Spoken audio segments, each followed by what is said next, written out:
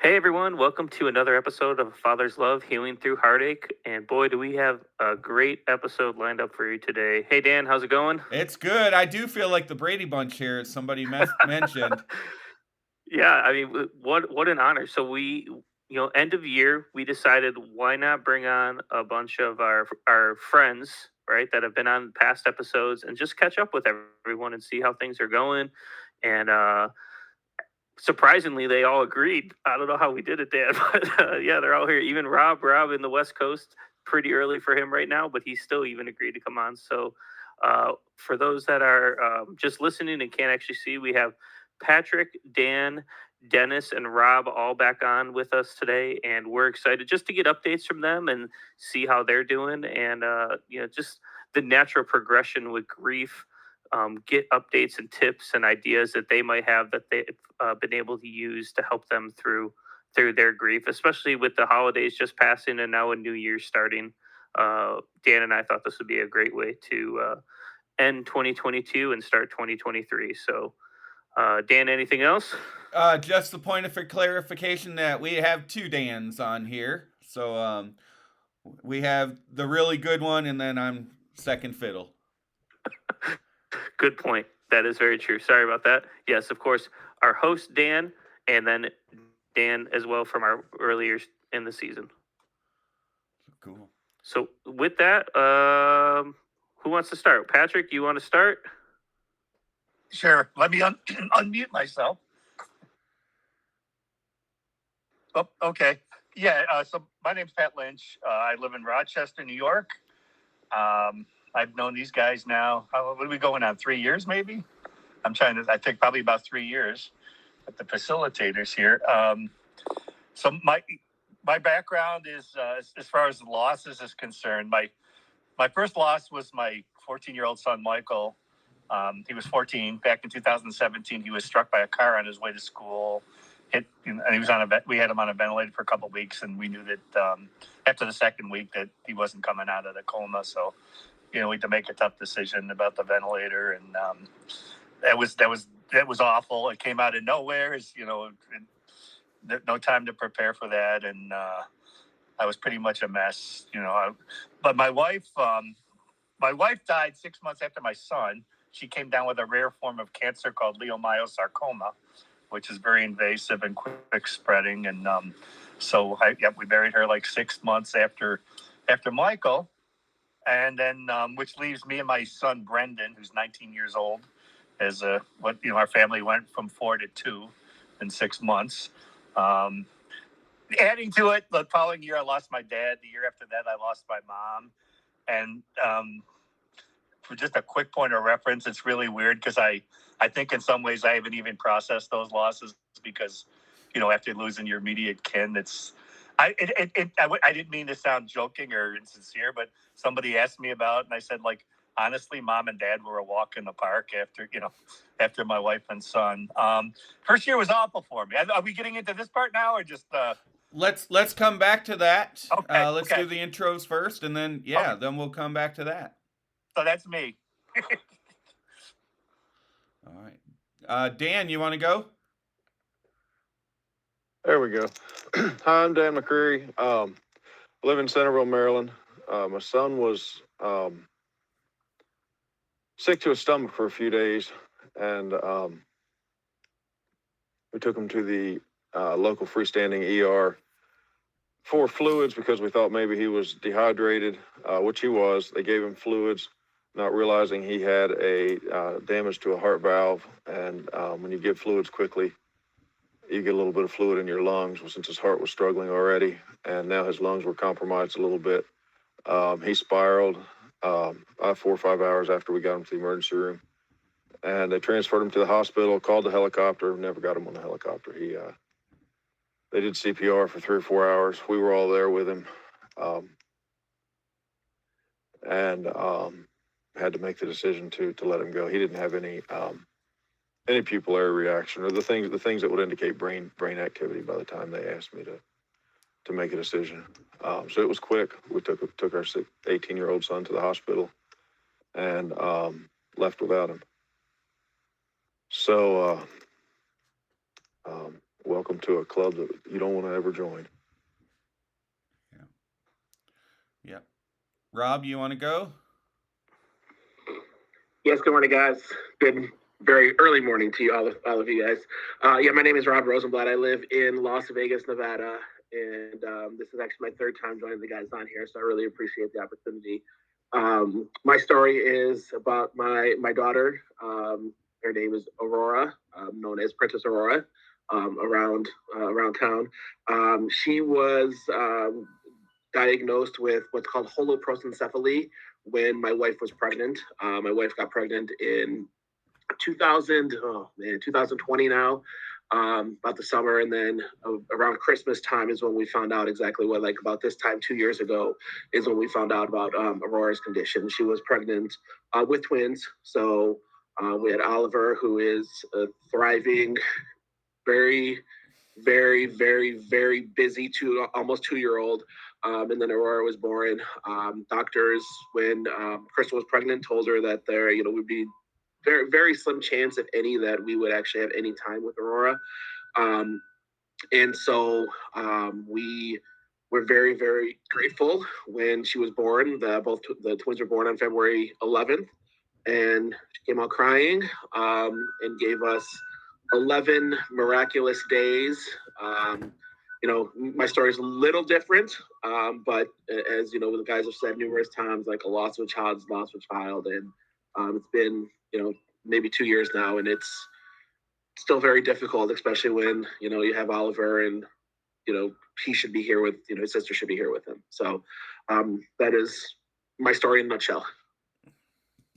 Great. And Dennis.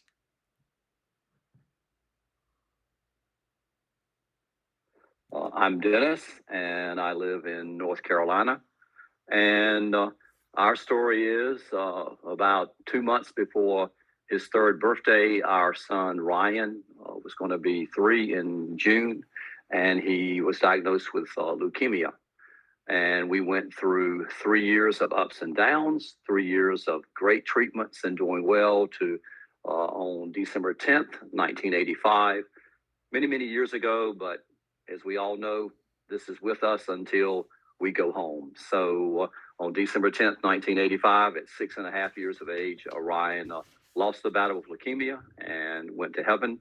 And that's our story for right now, this introduction. Chris, you want to take it? You want me? Should I tell my story? Yeah, might as well. All right. Well, yeah, why not? I'll join the group. So in 2020, my son Mason was starting to feel a little ill. This was right when COVID was starting. Ended up he had the flu. We treated him as normal, like you would for the flu, rest, all that, and then ended up progressing to walking pneumonia, and we didn't know he had walking pneumonia.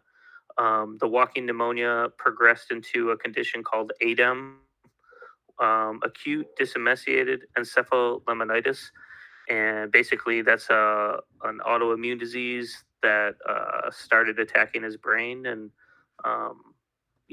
he looked like he was having a seizure. We rushed him to the ER.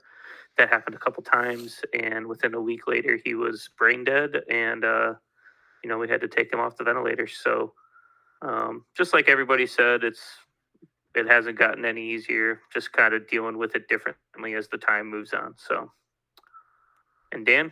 Yep. And I am 2 months short of our 4th year without Jameson. He went to bed, we thought, totally healthy, and he was gone 10 hours later.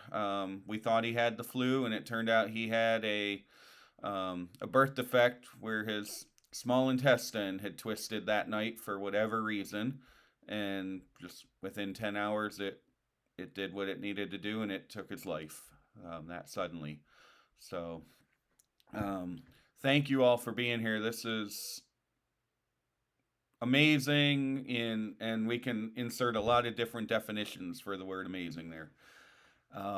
So some things that I want to highlight, and maybe it can start our discussion, that I just heard. We have dads here who have lost newborn babies all the way up through basically adult children.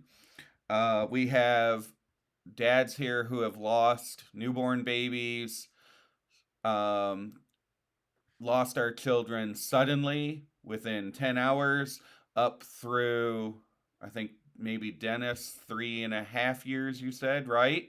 So we have a wide range there of time. So maybe we could talk about that first. For all the people listening, what do you think maybe the differences are in losing a newborn baby versus an adult? Do you think there are any differences between those two things? I saw a guy the other day posted that he was kind of giving thanks to the fact that he had lost his newborn baby as a newborn versus a 10-year-old, 15-year-old, because he didn't have time to create those memories. And when you're grieving, we try to find anything and hang on to anything that can give us some sort of a comfort or a positive feeling. So I can totally understand where he's coming from at that moment. What are your thoughts with the range of ages we have here? I'll jump on that since I did have the newborn, and then I'll let the other guys take it. From in my situation, again, like I stated, 11 days is what I had. She passed away on February 22nd of 2020, and it was definitely very difficult, but we are very thankful for what we had, because we weren't expected to have any time at all. And so the fact that we did get those 11 days, we are very thankful. I always, the couple times I've been on with you guys before, I kind of have diminished the fact that it, was 11 days as compared to, 6.5 years, 10 years, and you got that time. But a bond is a bond. I mean, that baby girl, we knew it was coming, and it still didn't change when it happened. So I don't think it. And now I have to live with the fact that now I have my 6-month-old. We just had a baby, another baby in June, a baby girl, and then we have Oliver as well. And so now I'm sitting here listening to you guys, and every night for the past 2 years or 20 months now, 22 months. I can't do math right now. It's summer break or winter break. I don't even know what season it is. I put Oliver to bed. I put Lily into bed, thinking like, are they going to wake up in the morning? And so losing a newborn, I don't know if it's just a regular dad fear that you have, but losing a newborn, everything, and hearing these stories, 3.5 years of Dennis having your son, was it your son, sick? Like I can't even fathom that now, because Oliver falls and I'm like, oh my God, is he okay? Or he sneezes. He's had baby girl just had RSV, so now I have that fear that, oh my God, the worst is going to happen to these kids. So, I don't want to say some advantages of having something happen later, because that's not the right word to use. But the fact now that, I've seen the worst already, and I always fear the worst. Yeah, I think that's a great point that you throw out there, that when something like this happens, it really changes all of our mentality, right, about our other children or our other loved ones. And you always fear the worst now. You don't expect the best. You fear the worst. So it's a sad reality that we all have to deal with, unfortunately. So we sort of bracketed that. We lost our second child during pregnancy back in 1997, early in pregnancy, about 2.5 months in. That still sticks with us, and it's in a surprising way. And then Danny was 18. It's hugely different. But while I was in counseling, I don't know if my counselor said this or not, but somebody during that time told me, they said, imagine you're in your living room and a water main breaks under the house, and the water starts spurting up through the floor. If you lose your dog, it spurts up and makes a mess. You lose your dad, though, and it spurts up and hits the ceiling. It might be an inch wide stream. Lose your child, it might be a foot wide stream. But at some point, when it hits the ceiling and spreads, it's a mess big enough that it's really not worth comparing. It's so very much of a life-changing loss. is it different? It's very different, but while it's worth understanding the difference, it's not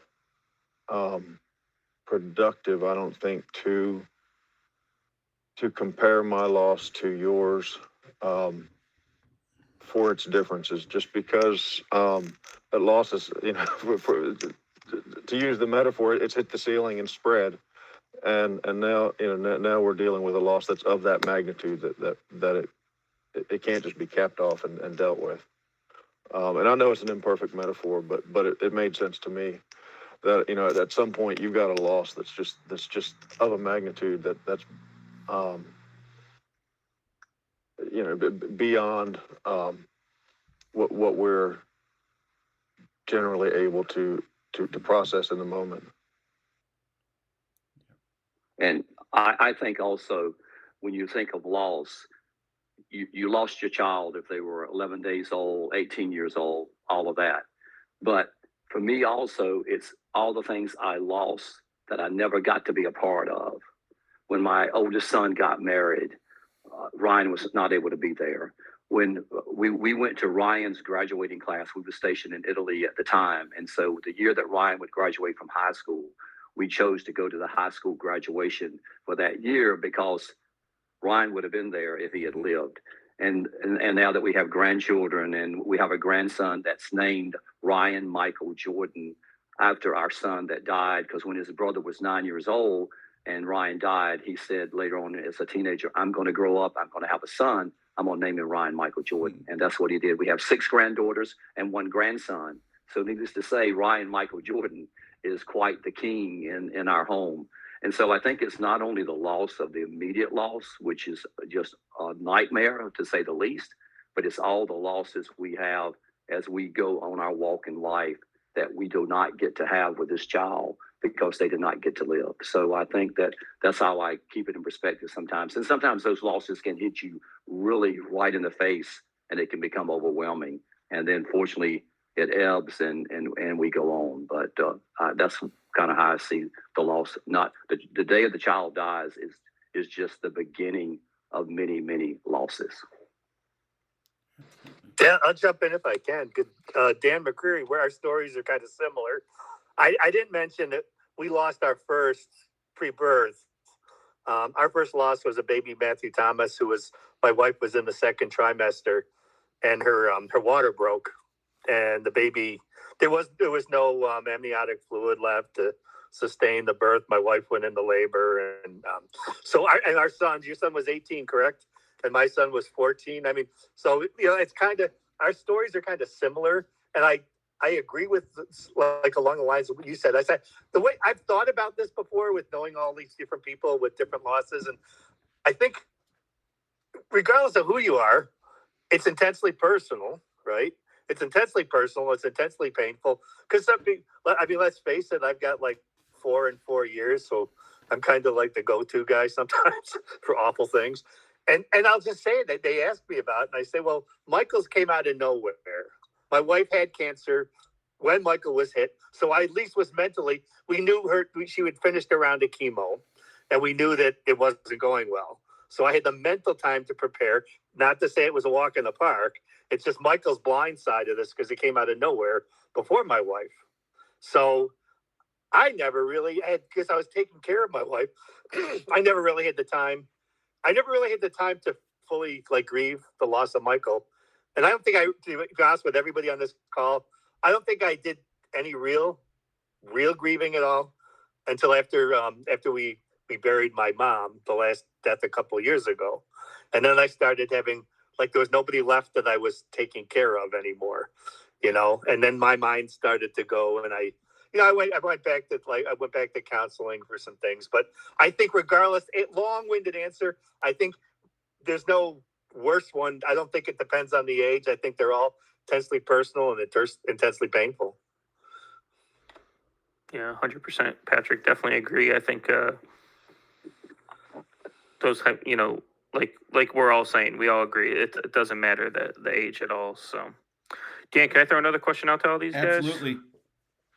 All right. So today is December 31st. We're about to hit a new year. another year dealing with all of our losses. And I'd like all of you to kind of just share like one piece of advice that you'd want to give to dads that are just starting to deal with the grief. You have all brought something to me for sure, in knowledge and helping me over these past 2.5, almost 3 years now. And there's just such a wealth of knowledge. I think it'd be great if you could all throw, there's tons of different pieces of advice you could give out there, but just something to give these dads that are listening, just starting the process.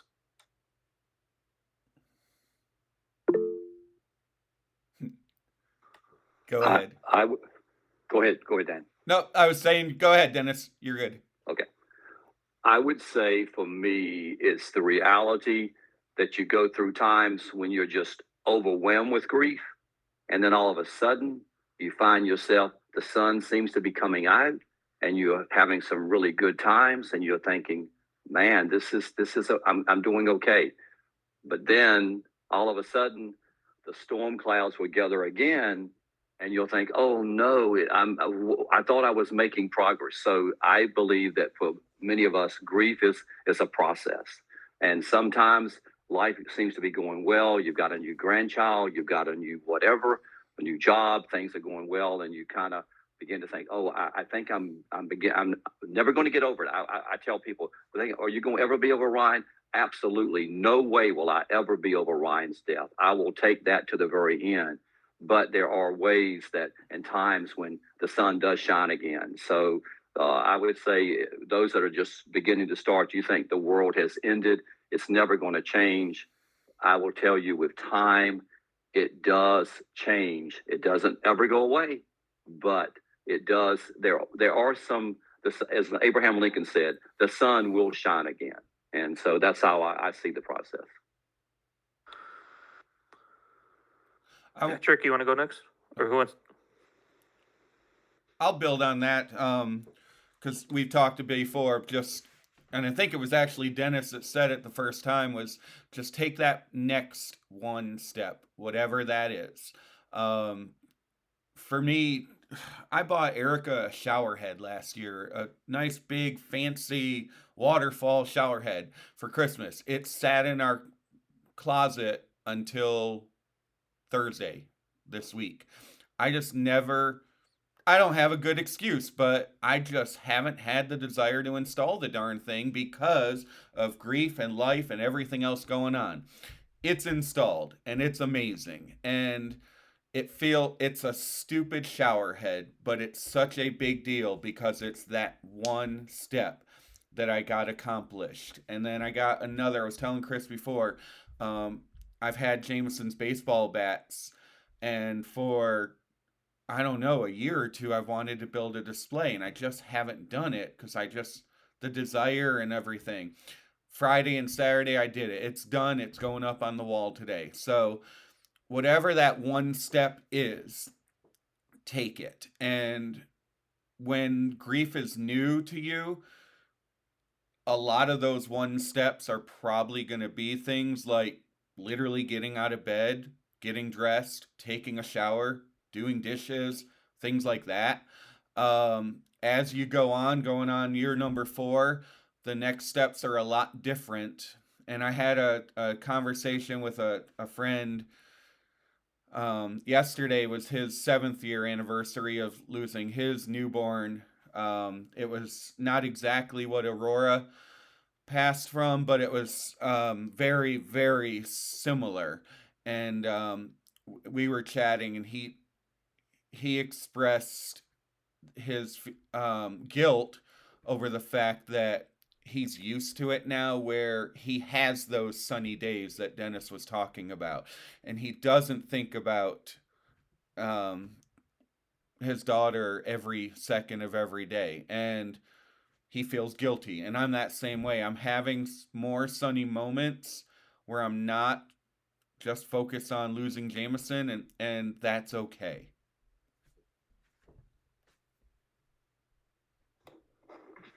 And I'll just go ahead and share that you're not alone. I mean, I think that's one of the big things that, this happens and you kind of like, get into your own little bubble and you think that you're alone. But as crappy as this fraternity is, you're not alone. And I know for me personally, having an outlet and being able to talk to people that have experienced this before really has really helped with the grieving process.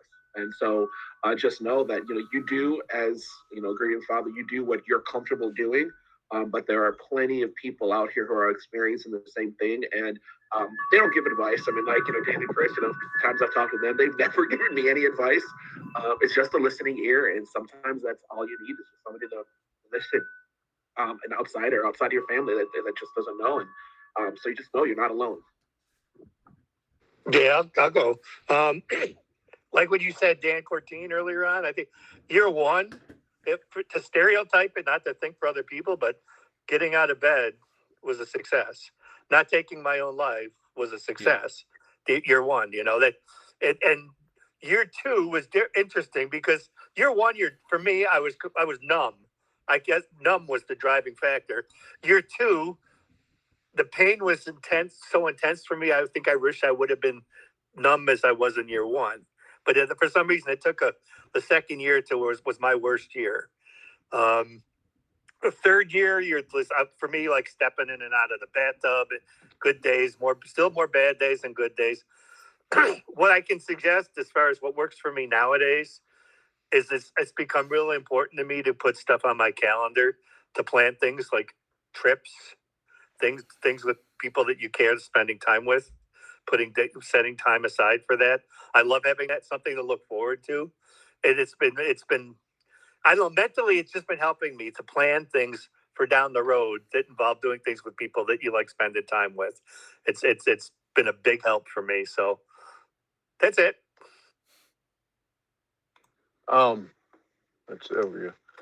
So one of you stole one of the things that really got me through was doing the next thing. An old cowboy friend of mine from Texas told me that just do the next thing. Don't worry about the rest. But I think the one thing that went alongside that really helped me was, and again, I don't know who told me this, but grief and depression are very, very inward looking. And purposefully doing something for somebody else is a way to break that whirlpool. It may not provide you immediate relief, but it sort of breaks that cycle that's sucking you into grief and depression. And it just gives you a minute where you're looking outward, you're focusing on something other than your loss. Obviously, it doesn't take the loss away, but it does provide a little perspective. And I've done a lot of things for a lot of people for the selfish reason of I got to get outside of my head. And I think it's been good for me. Whoever gave me that advice, it may have saved my life. I don't know. There's one more thing that was an absolute marriage saver was that my counselor told me, you've not experienced the loss of the same person your wife lost. She carried him in her belly.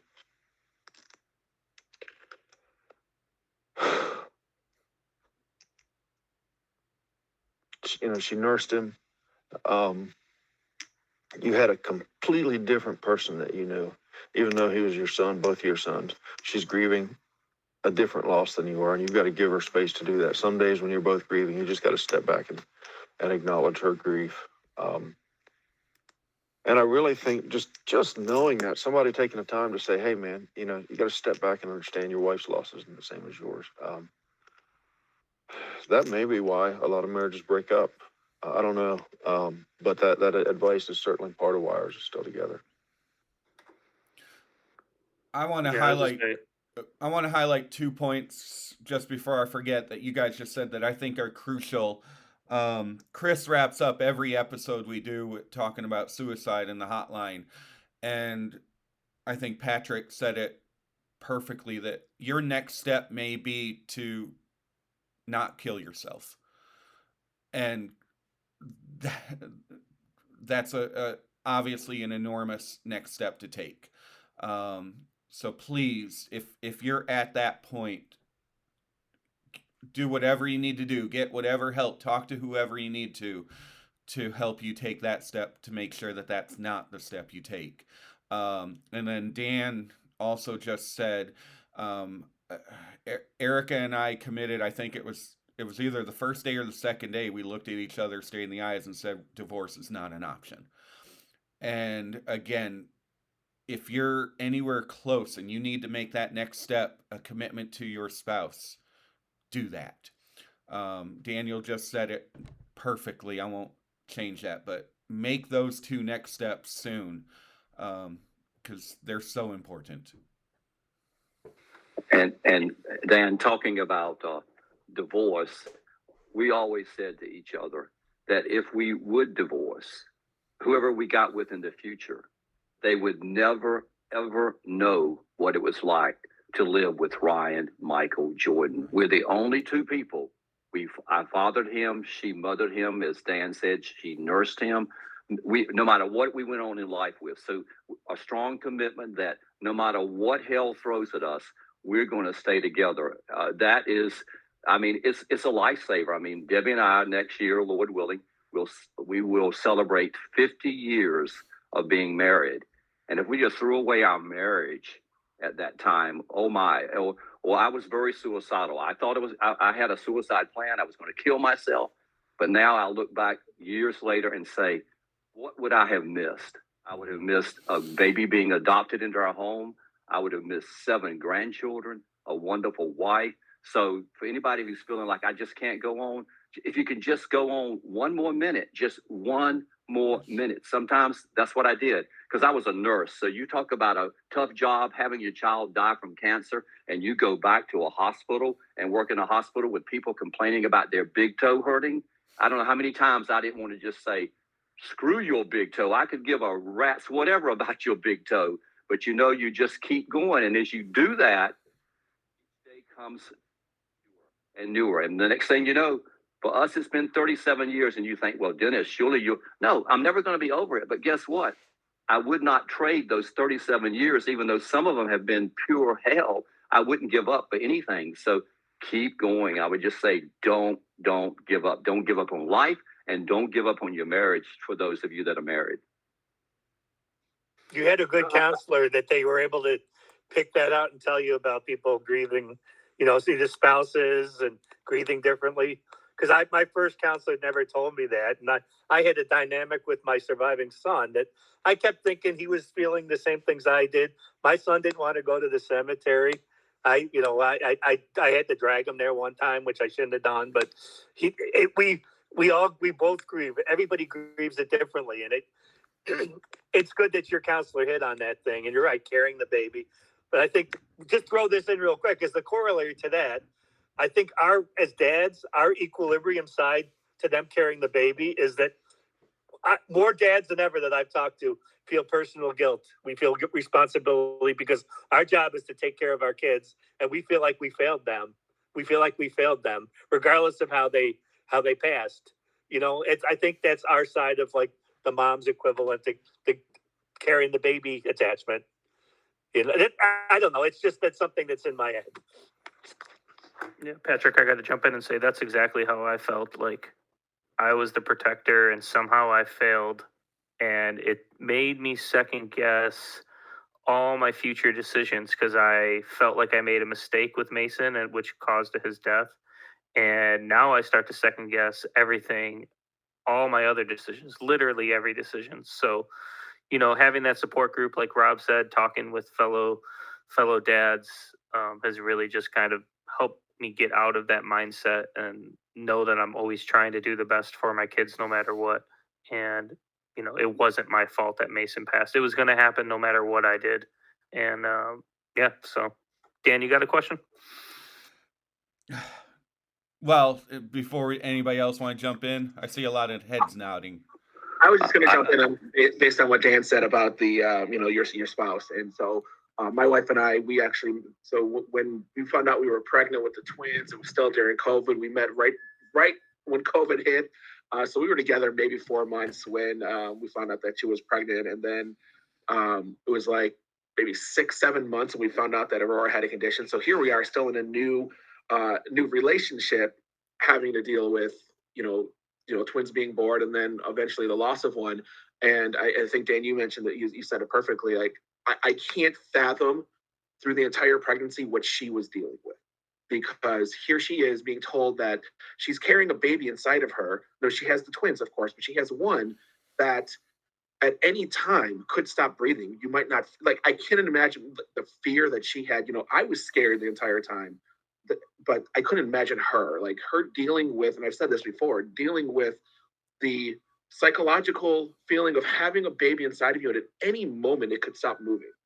And I feel for her. I mean, thank God we were able to get some time with Aurora, because if something would have happened while she was still inside mom, I just don't know how.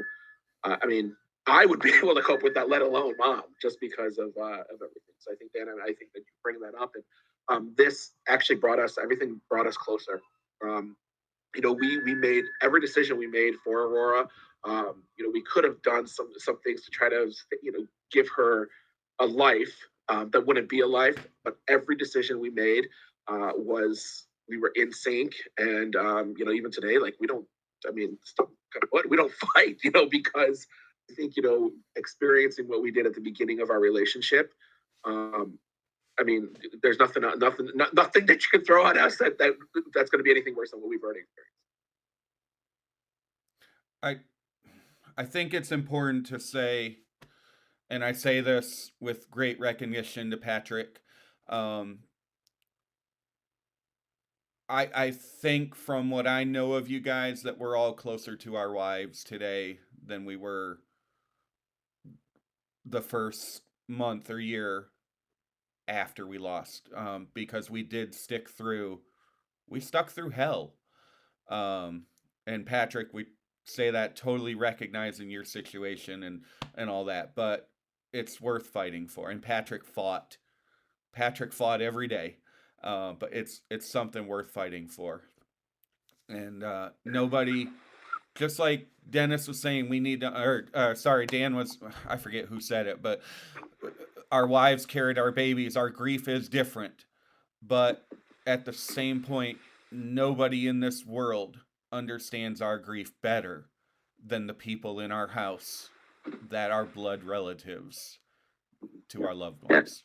Yeah. And Dan, I would add to recognize as a husband and wife, we have different personalities.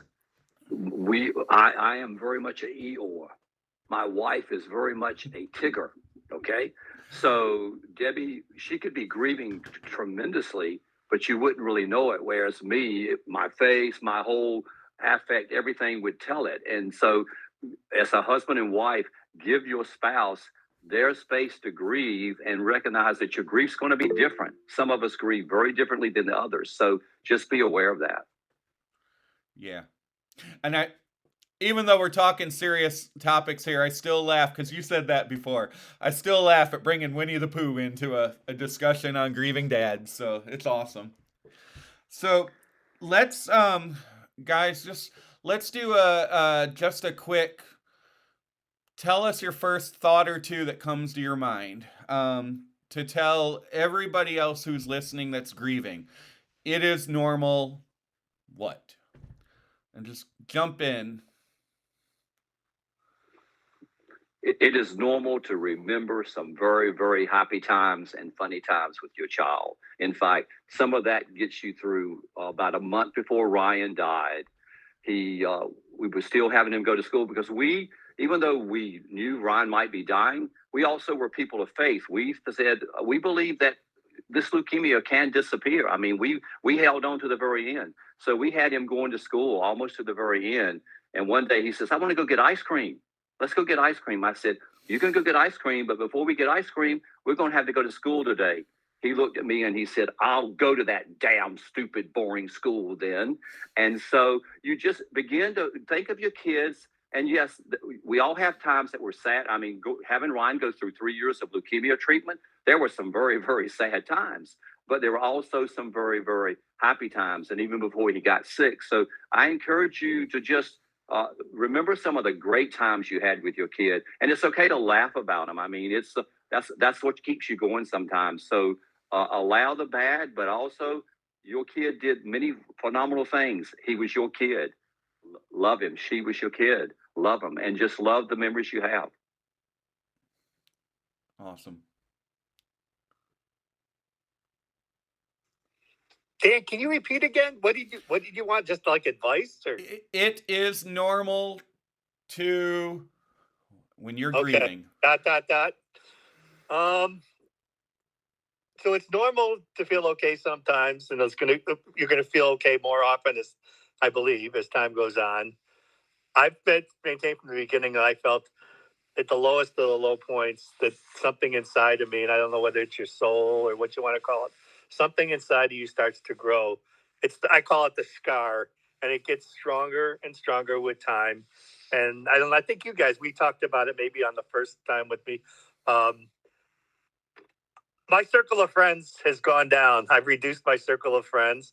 I spend more time with less people these days, and the people I spend that little bit of time with are people that matter to me. I've, much to my chagrin, in many ways, I've lost any resemblance of a filter. So a lot of times I say inappropriate things, but it's usually the truth. It goes from my head out of my mouth without stopping at the heart sometimes. But okay, and I've read it. Somebody else has coined this phrase that the person you were before you lost your child died with your kid. You know, that exact person died with your child, and here we are. All of us, we're still figuring out our new selves. We're new people again, and we're just, I don't know about any of you, but I sometimes right after the funerals and deaths, I felt like I was an actor. I was acting like my old self to make other people around me feel more comfortable. And as soon as I let go of that, I cut the size of my circle down, and I started getting healthier mentally. So that's a lot in a few sentences, but that's me. But I want to encourage everybody listening to go back and listen to what Patrick just said, because I just heard 10 to 20 normal things that he rattled off, which was wonderful. Good job, Patrick. Dan, you have any? Yeah,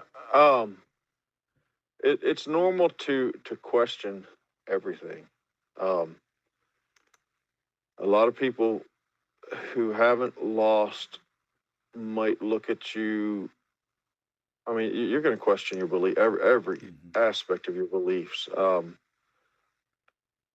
and you got to let yourself do that, and let the chips fall where they may. I mean, I hope that I hope you find something you can hold on, but you're going to question it, and it's you got to let that happen, because the foundations of your world have been pulled out from under you.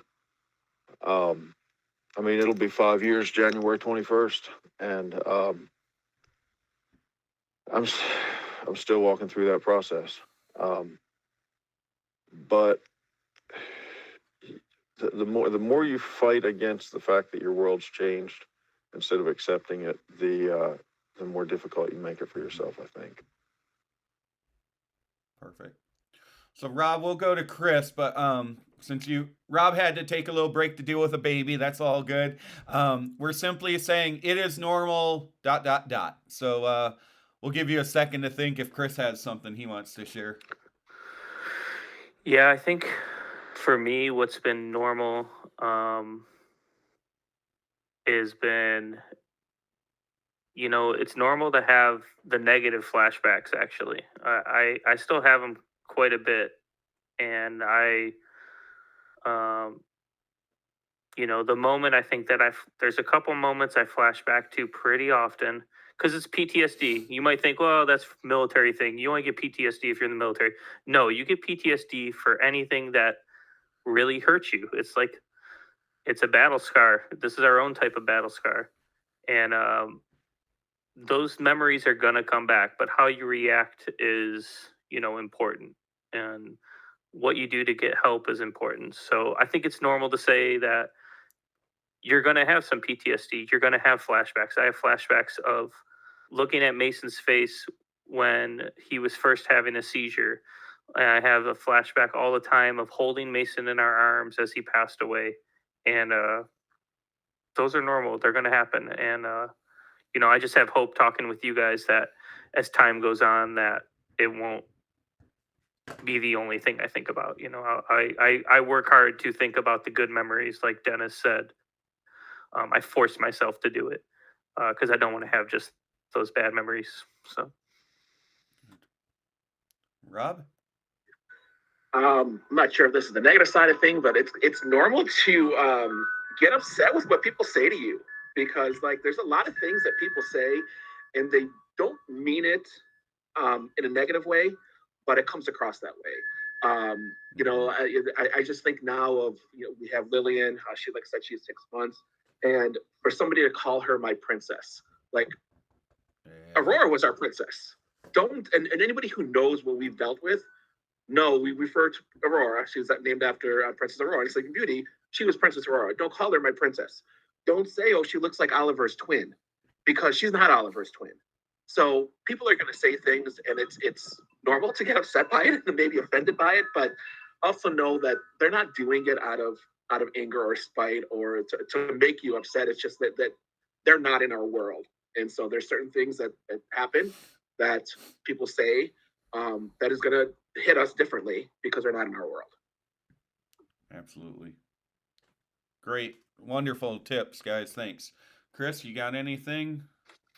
did you give your normal, Dan? I don't remember. I'm just agreeing with all yours. The first one that popped into my mind was, it's normal for every single second to have a different emotion, and you can be as happy and positive as you could possibly be, and then the next second you are as miserable, and just back and forth depending on, yeah, exactly what people say and do, and your everything you all just said wrapped up into that. It's normal. I don't know if I have any other questions. I just got to say thanks to all you guys, though, because seriously, every single person that we're talking to right now has personally helped me through my grief. You've all given me pieces of advice that have really helped me literally every single day.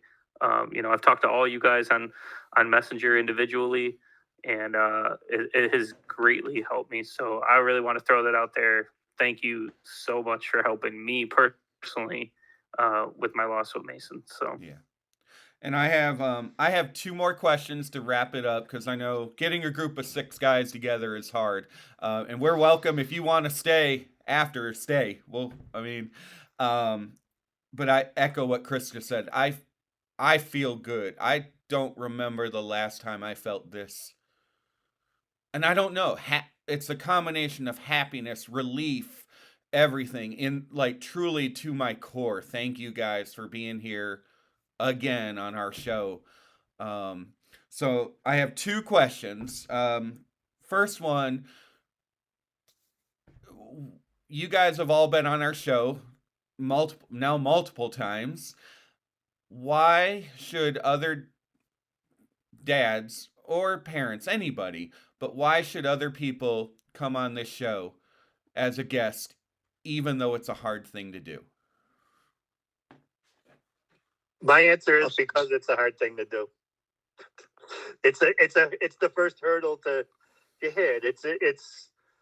It's owning what's been taking up real estate in your brain and driving you nuts for however 6 months, a year, whatever. There's just something that's liberating to saying it to other people, because you know that we couldn't grab somebody that we know casually and sit them down and tell them this awful thing that we've lived through without having them either run away or give us what would somebody say back. So it was I felt welcome the first time I met with you two, talking on your program. It was the beginning of learning the commonalities for me, that we think we're being strange, our behaviors are, it's I heard it too, the same thoughts, the same things from other people. So that's it for me. It's like having a couple of buddies sitting beside you when you needed them the most. That's what it was for me. Thanks, Patrick. And I would say it helps you recognize I'm not crazy. In other words, what I'm experiencing, I'm not crazy. And for me also, as I tell Ryan's story, it's that hell threw something at us very bad, but I refuse to not let something good come out of something so bad. And even though I would take my son back today and say, forget any of this, but I will not let myself be defeated and throw myself away because of what happened to me, I will choose to tell the story and say, you can survive this. You not only can survive it, you will survive it. Thanks, Dennis. Like I stated earlier, it's just a good outlet to get things off your chest. I mean, to talk about it, to know that you're not alone. For me, it was just another way for me to honor my daughter. Being able to let other people, across the country, and I'm sure you guys are going to be going worldwide soon if you aren't already, know worldwide who your daughter, who your son was. What a better way to honor their memory. Thanks, Rob. If you've ever sat with people who do what you do, I know one of you guys is a firefighter. You were a nurse, Dennis. You ever sat around with people who do what you do and just talked through, a friend of mine calls it Liars Club. You sit down and tell your stories. And it just provides it's almost like you got each other's back. You've got a little bit more perspective. Somebody else is dealing with it.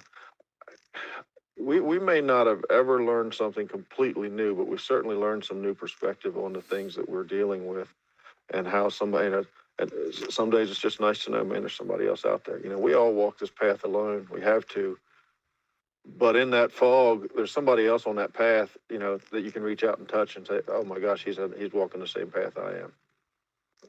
So yeah, I think that was a big help, just having people ask questions, thinking about things ways I've never thought about them. It was very encouraging to me to be able to come on and work through some problems. You guys would ask a question and I'd have to work through something I'd never thought about it that way before. Thanks, Dan. Chris? I think for me, why I like to encourage people to come on is, we all want our loved ones to be remembered. And I think it's a great way to make sure that our child has that, their memory thrown out there, that people remember and know who they were as people while they were here on earth with us. And I think sometimes that's kind of lost in the mix, right? We talk about the grief and the sadness. And like Dennis said, we don't talk about the happy times and the fun times and how amazing they were as people. And this gives you that opportunity to come on and tell us how amazing they were. That's my perspective on it. And yeah, I agree with everything you guys just said, that if I can remember Jameson and honor Jameson and keep Jameson alive in my heart and in this world by helping other men, or again, anybody, but specifically fathers on this show, by helping them be able to express whatever they want to express and take that one next step, then oh man, I'm gonna do it. And it does. Chris and I have said every show, it helps us talking to each other. And you all just said it helps us hearing other people that are going through the same thing. Our circles, I think everybody would probably agree, our circles are much smaller now. But these 6 men sitting here, even though none of us has met face to face, are probably 6 of the closest relationships that we all have in our lives right now. And if we can do that and help people in honor of our loved ones, then by God, we're going to do it. So, all right. So my last question, I don't think we've ever had this question on the show, even just Chris and I alone. How are you better today after losing your child? Because we focus on the negatives and all the pain, but how can we actually be better after something so awful? But we are. And I'll start just to give you a second to think about it. I'm a much better teacher than I was before losing Jameson, because I know what hell looks like now, and it's made me so more empathetic toward each individual kid.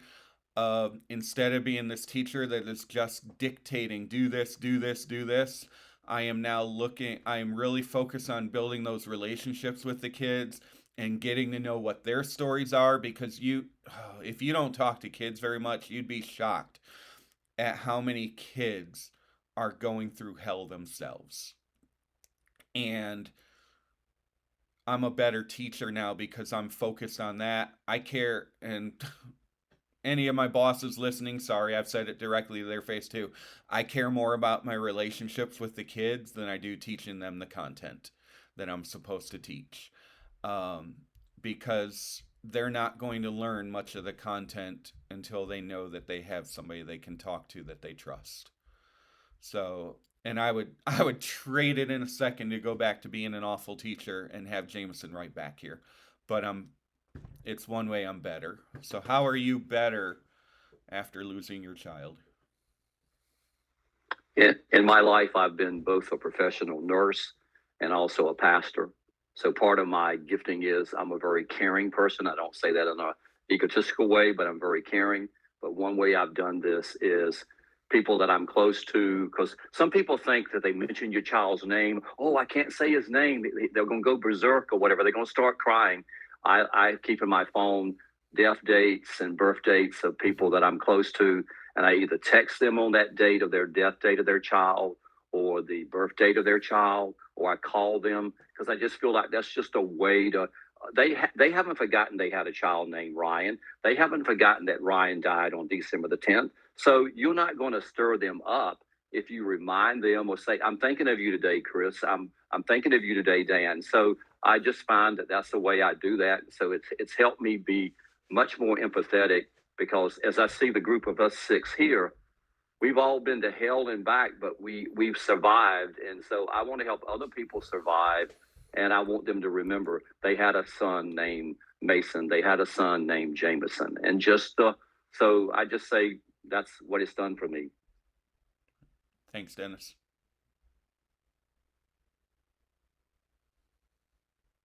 It was offensive the first time I heard it. But it makes a lot of sense, and it makes you value life a whole lot more. Somebody said, your son lived his whole life. And man, that's hard to hear. But we all have a certain number of days that we have.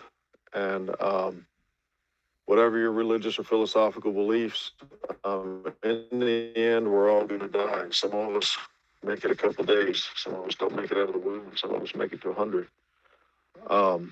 But I sure do value every day a little bit more, understanding. Danny only had 18 years. And, right now I've had just shy of 51, and I need to be grateful for that. I've got 5 daughters. I make every effort to interact with them, because, dear God, I hope it's not the last day for any of them, but we need to understand that tomorrow is not guaranteed, and this has made that a whole lot more clear. Like you've all said, I'd trade that for having Danny again, but it sure has driven that lesson home.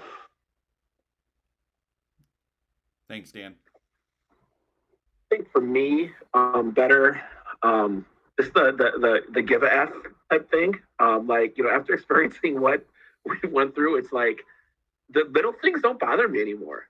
No, I mean, I think that's kind of made me a better person, because I don't get as upset, as anxious about some of those things anymore. Now it's like, we've experienced the worst, so what, this is nothing, so that I feel like that made me a better person. And Dan, going off of what you said too about you being a teacher and me being a principal out here in Vegas, and I feel it's made me a better leader as well.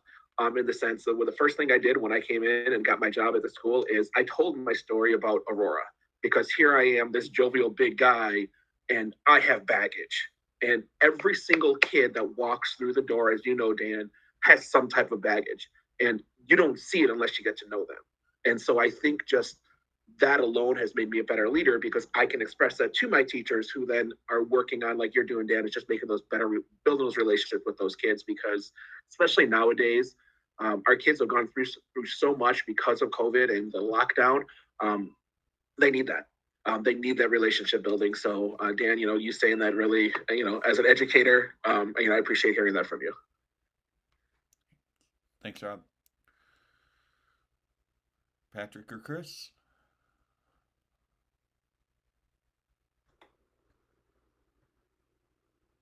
I guess I'll jump in. I think I'm better in the fact that I feel like I'm a better communicator now. Yeah, it's impossible to keep those emotions held in, and I don't want to say that I never talked about my feelings before, but it really took losing Mason for me to be able to talk about feelings a whole lot more than I ever had before. So it's made me a better person overall. And yeah, even the communications like this, like our podcast, like I never thought I'd have a podcast with Dan and that I'd be meeting all these guys, and it's been a great experience. Of course, if I never met any of you because I still had Mason, I'd take it in a second. And I know you would all want that for me, and I'd want that for you guys as well. But yeah, this has been a great experience. Just helping other people. I never thought I'd help, and I don't know if I'm helping or not, but I feel like it's having some positive impact, and it brightens my day, to be honest with you. So, thanks, Chris. Somehow I set myself into cyberspace for a minute there. I could hear everything though, Chris. Glad you're still here. So I don't know. Everybody pretty much hit on it. I think the two big things for me are, I believe that I'm not afraid of death anymore. As fearful as it was or taboo to me, before and during the loss, with a little bit of time in the rearview mirror now, I don't look forward to it, but I think I'm ready for it when it happens. I'd like to say that. And the other thing, guys, is I love deeper now. I mean, when my wife was when she got her diagnosis, we started this thing at home where we all said "I love you" to each other at least once every day. And after losing Michael, I was so glad that I had that memory. That the last day when he left for school, I said "I love you." We hugged on his way out the door. So I've taken that a little bit more externally, because my physical family size is a little bit smaller now. The small circle of people that do matter to me and I keep close, I try to talk how we're talking now, and sometimes it's kind of received, like I'm a Martian or something. But it's okay. It doesn't bother me. The old me would have been paranoid about that, and everybody has to think I'm perfect, and it doesn't drive me anymore. You see what you get. Either you can choose to not want it, and that's fine. It's helped me in that sense, I'll say. Thanks, Patrick. Well, before we wrap up, does anybody have any last things that you wanted to say, or awesome young kids that you want to introduce? Because we love meeting your family. This is Aurora's twin brother, Oliver. Hey, just waking up a little early, but just waking up. Want to say hi? No? Okay. Hi, Oliver. They're all saying hi to you. Hey, Oliver. That's awesome. It's good to meet him. So, all right. Well, I guess my final thoughts to everybody listening, and if I speak incorrectly here, guys, please jump in. There are 6 men here that are absolutely willing to listen to you if you're going through grief or anything in life, that you've connected to something you heard from one of us today. Please reach out. If you can't find them directly, reach out to Chris and I. We will gladly connect you. But I think all 6 of the men here are happily willing to listen and help you walk through whatever you're going through, because we do all connect with different people for different reasons. Again, if you are thinking of the suicide or anything down that path, please reach out and find help. Call the number. and talk to somebody immediately, that make that not be your next step. And then we hope that, Chris and I hope that what you've heard today and seen today makes you feel comfortable that you will come on and share your story, because we guarantee you it will help you take a step. And we guarantee you it will help some other person somewhere take their next step. And Patrick hit it. It's not going to be easy.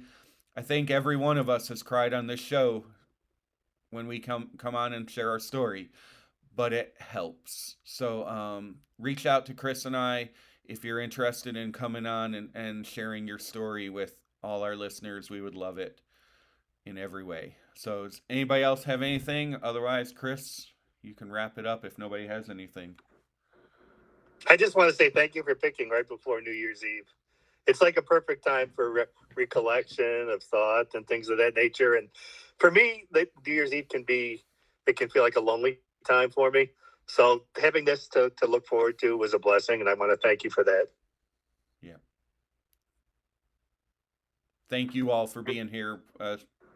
West Coast, thank you for getting on early. But no, it does. I have not felt this peaceful and calm to my core in I don't know when. So, and it's because of you six. Right back at you, brother. Any last takers? No, and I'll just express what I said earlier about, just knowing that you're not alone and having that, having somebody there for you. For me, again, this has been very soothing to have, now, like I said, be on here 3 times, and just know that you're not alone. I'm always available if you want to, reach out. Just like I said, just to talk, not for advice, because nobody's going to give you any advice. Just know that there's people out there that are willing to listen and if you need it. I'll echo that. I'm on several of the grief Facebook groups that you guys are in. Reach out. I carry odd hours. I'm normally up, headed to work at 3 a.m. And, off to bed by around 8. But, in the middle of the night, if you need somebody, if you reach out, I may not be there at midnight, but I'll get back to you when I do wake up. If people hadn't helped me, I may not be around, and I'm willing to do that now that I'm a little further away from my loss. And that just made me think of one more thing. I want to review how Chris and I met. Chris posted, I think it was just his introduction on one of the Grieving Dads page, and he mentioned Mason was 7. And I try to reach out to the men who have their kids, especially sons, right at Jameson's age. So I always just try to write, hey, I'm here if you want to talk, yell, vent, cry, whatever. And nobody has responded to that except for one man, Chris. He wrote, thank you. And then I think it was, and I'm like, okay, he at least knows I'm there. I think it was an hour later, I got the note. And look what that turned into. So again, I encourage everybody to find somebody that you have a connection with. So, Chris? Yeah, I mean, it didn't hurt you were a Bills fan, so that helped out as well. Yeah. Hey, again, thank you all for coming on. Seriously, you've all helped myself so much. You've helped Dan, and you've helped our show so much, and all the listeners that have heard your advice. Such a great opportunity to make the world better during these difficult times. So thank you for that. As usual, if you want to get a hold of me or Dan, info@jamesonsjoy.org, Chris at milesformasonmemorial.com. We're on social media. Just look up Chris Leparty. Dan, is it Daniel or Dan Cortina? It's Dan, right? I think it's Dan. On social, just Dan Cortina on social media. Finally, like we said before, that phone number is 988. Just like 911, it's 988. If you're thinking about suicide, you're worried, you don't know what to do, call that phone number. Someone's always there to pick up the line. You could talk to them and come up with a plan to get you the help you need. So call that number if you need it. But other than that, thank you all for listening to another episode of A Father's Love, Healing Through Heartache.